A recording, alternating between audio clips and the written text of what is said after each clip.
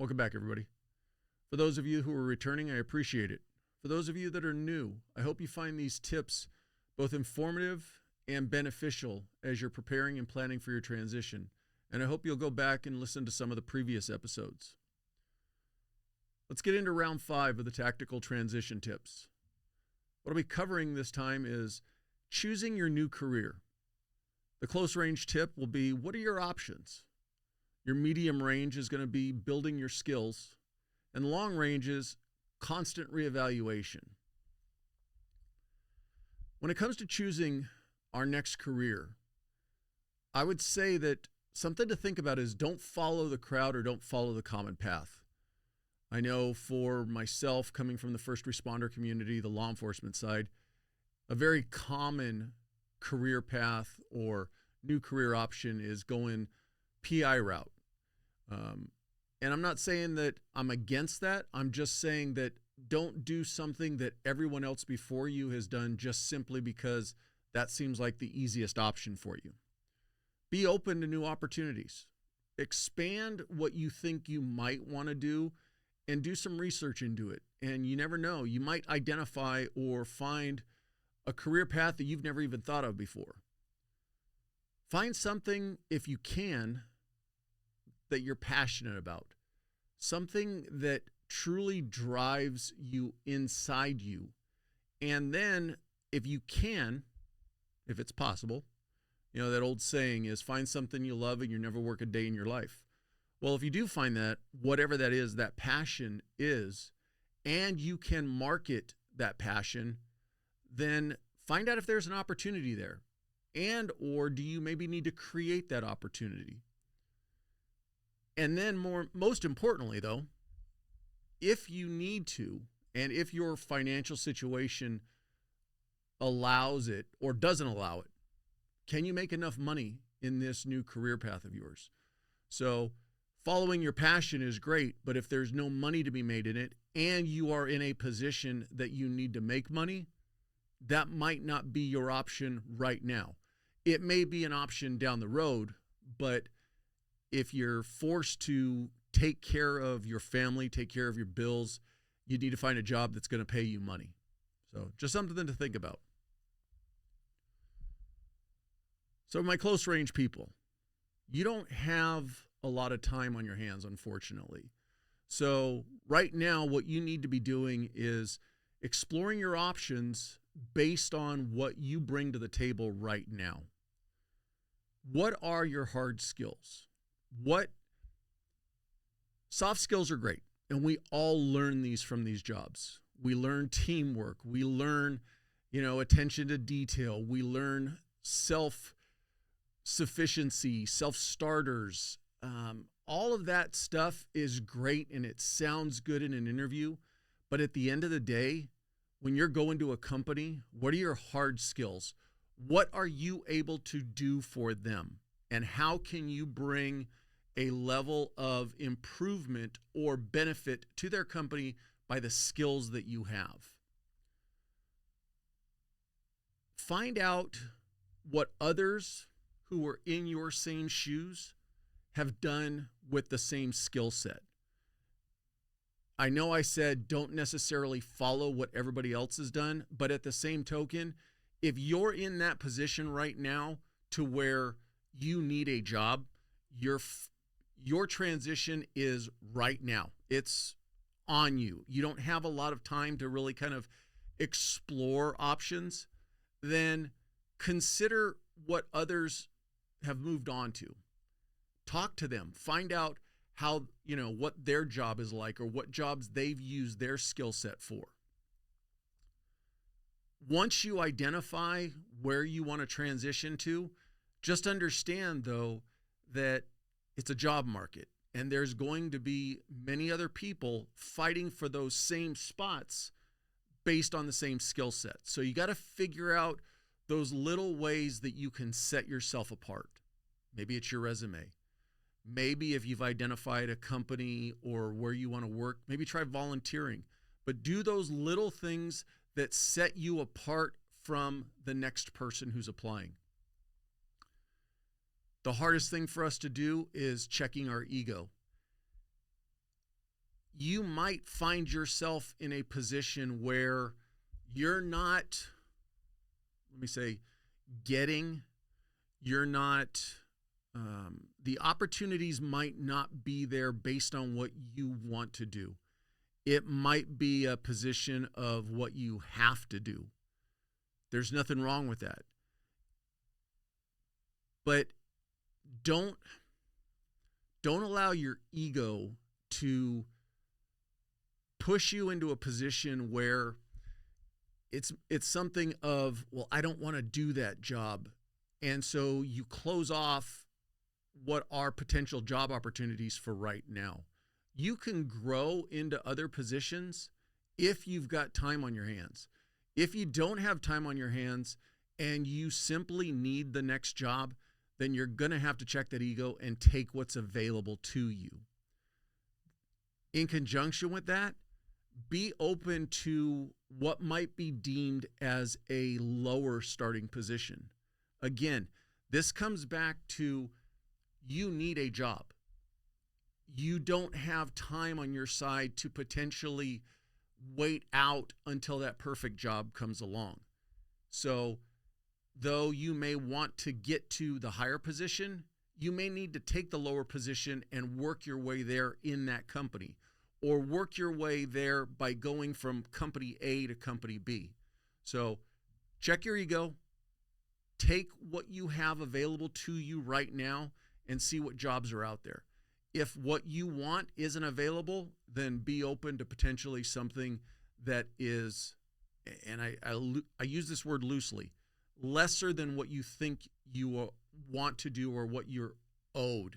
None of us are owed anything, but it's often, I've seen this in other people where they come in and they think, I should get X position just simply because of what I did before. And unfortunately, if you're not the only person fighting for that position, just simply wanting it because of what you've done before may not get you there. For the medium range people, again, these are those who are 3 to 5 years out. Build your skill set. You do have a little bit of time on your hand, but you'll be surprised how quickly 3 to 5 years is going to go by. So you can be a little bit more patient in what you're choosing to do or what you're wanting to move on to. But at the same token, there needs to be a sense of urgency. You don't want to put this off. You know, I'll go back to every one of us being in school and the assignment was due the following Friday and we wait till Thursday to get it going. That following Thursday is going to come a lot quicker than what we think. So the same way you're in that same position right now. You may think 3 to 5 years is a long time, and in certain situations it is. But for the purpose of transition and career planning, it's actually a very small window. So be patient, but be urgent. I would say be the opposite of closed-minded and be wide-minded. And what I mean by that is be open to other opportunities. Don't simply focus on one particular skill set or one particular career path. And I say that if you're on the fence about what you might want to do. You know, if you're a veteran, and a very common theme thing I've seen is to go from the military to government contracting work. If that's really what you want to do, then great. But if that's where you're kind of leaning just because you think that's your only other option, then again, start talking to other people. Find out what those who did the same thing you've been doing in your previous career, find out what they're doing. And you might find a position or a career that you weren't thinking of before or might surprise you. So be open-minded in your planning. Once you identify where you want to get to, start filling in the gaps of where your hard skills are lacking. Look at the job resume, look at the requirements of the position, and do an honest evaluation of what you're able to do today in relation to what the position requires. And if there are legitimate gaps, you're not going to probably check every single box, but you want to be able to check the greater majority of the most important boxes. Start working on filling those gaps. Learn the industry that you want to move into. Be able to talk about what that industry is about when you're going into these interviews so that they know that besides bringing hard skills to the table, you're bringing a knowledge base and an interest in what this, whatever it is, profession is about. Talk with everybody that you can. Obviously, utilize your own network of people who have gone into these careers, whatever it is. But also, if you don't know anybody in those careers, start reaching out to anybody and everybody that you get access to. If it's simply calling the company, maybe you start with their HR department and say, I would like to speak to somebody who does this job. You never know. You might get that person on the phone and then find out, what does the job require? Beyond what's written on the paper. A job description is going to have a very broad set of parameters of what they're looking for. Try to talk to somebody who's actually doing the job and find out where the rubber meets the road, so to speak, and what you really need to know about the position or what the position really has you doing. The other thing to do is leverage your current position now, or not even necessarily your current position, your current opportunities. Whatever you're doing today, if that assignment doesn't allow you or doesn't give you the hard skills for what you want to get to, then think about changing assignments if you have that opportunity. Some of us are locked into positions and we're going to be locked there for the next 3 to 5 years, and we may not get those opportunities from our current organization. But if you have that opportunity to move into a new assignment, move into a different position that is going to give you those hard skills that help you check more boxes for that next career you want, then consider the benefit long term, even though that new position within your current organization may not be the most fun, may not be where you think you want to be. Utilize it for what its benefit is to you long term. Long range, you need to constantly be reevaluating what you want to do. Just because you decide I want to do X job when I leave my current job, that's not set in stone. Obviously, define it sooner than later. We get that. Start working towards making yourself the best possible candidate for that position. So when you're going in for the testing process, the interview process, whatever you want to talk about, filling out your resume, you check as many boxes as possible. Invest in yourself. If that means that what you want to get to actually requires specific education, schooling, if it requires a college degree, if it requires specific certifications or training classes, then invest in yourself and get those out of the way before you're even hired, so that when you walk in the door, you not only can say, here's all my hard skills that I learned from my previous job, here's my soft skills that I learned, oh, and by the way, here's all the certifications that I have. On the flip side, if they're a requirement of the position, understand that simply not being able to check the box because your mindset is, well, just hire me and then I'll go get those classes. If that's not their pattern of practice, if that's not the way that company operates, then you're going to eliminate your ability to even be hired because you're not going to check the most required box. So learn about the position, learn about the career that you want to get into, and figure out what you need, and then invest in yourself. And I'll keep saying that invest in yourself because it's worth it to you to put a little bit of time and money now to get the job that you want later. Don't rely on the fact that you think the company that you want to get to is going to provide you with that training or that education. Start marketing yourself now. The people that you interact with, let them know where you want to get to. If you want to get, and I keep this generalized because I don't know what specific job each of you wants, but I'm going to use this example. If you're currently a firefighter, but you want to become an accountant, I'm just using this. not only do you want to start getting the skill set to be an accountant, but anybody that you come in contact with, tell them, yeah, my long-term goal is I want to be an accountant, because you never know who that person might know and might happen to say, oh, so-and-so wants to eventually become an accountant. Let me put them in contact with A, B, or C. So you're marketing yourself. You're marketing what you currently bring to the table and what you're working towards gaining to bring to the table. As you grow in your career, if you're 10 years out, where you're at and what you're doing today is probably not going to be what you're doing 10 years from now. Hopefully, your current occupation, your current career is going to afford you the ability to grow, promotions, job opportunities, assignment opportunities, whatever it is.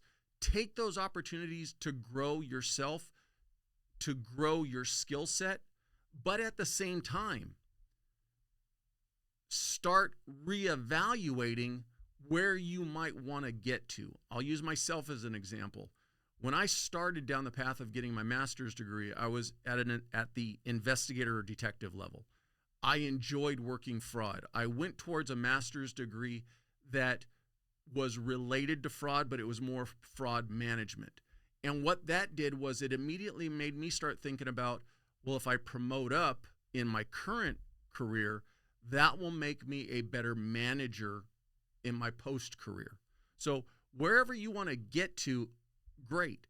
But just because you decide that today, if you, and I hope you do, improve your career in the next bit, whatever that is, but I'm assuming at least 10 years, then reevaluate where you want to be at when you leave these careers. And so as I mentioned previously, if you're limited on time and you have to take what's available, you might have to be open to thinking stepping down in a position.